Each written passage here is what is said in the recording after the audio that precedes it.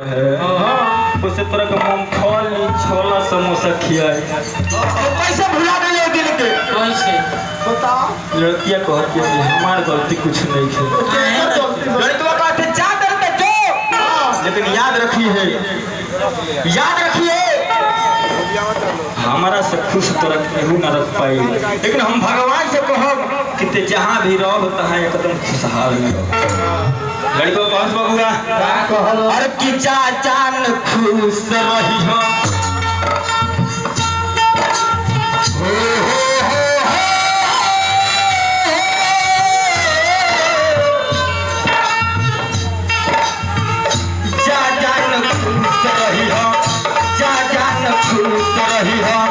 हमके भुला के किया के कोरावा में काढ़ी के पर जवा तू चार दिहल गोरी लेके सिंहोरावा में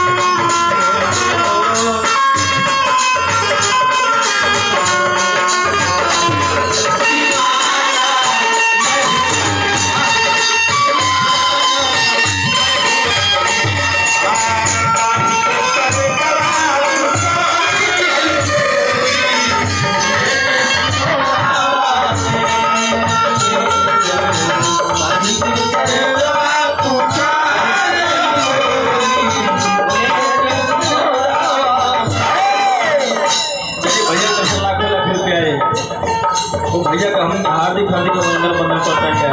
लड़कियां के लिए क्यों मरना चाहते हो बेवफा दुल्हन के लिए? अगर तुम मर जाओगे बेवफा दुल्हन के लिए तो दुल्हनिया से दिल तक चंदा काटेंगे तेरे कफन के लिए।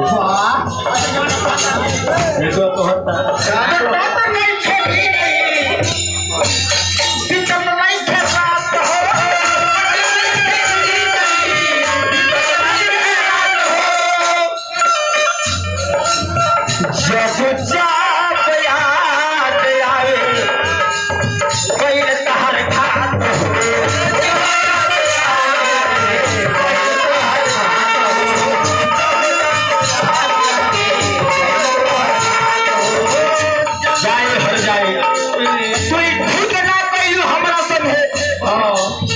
आज हम तहरा प्यार पागल हो के घूमत नहीं चौराहा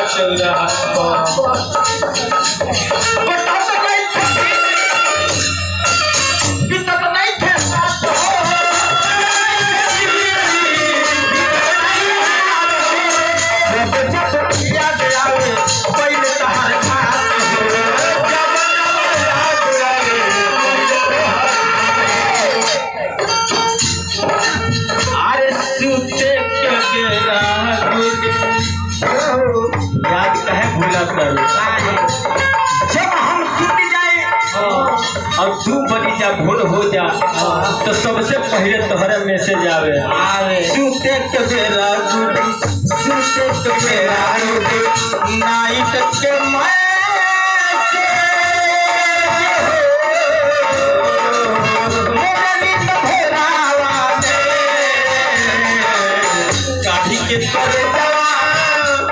के करे जवा तू चारी गई गोरी लेके सिंहरावा में के करे जवा तू चारी गई गोरी लेके सिंहरावा में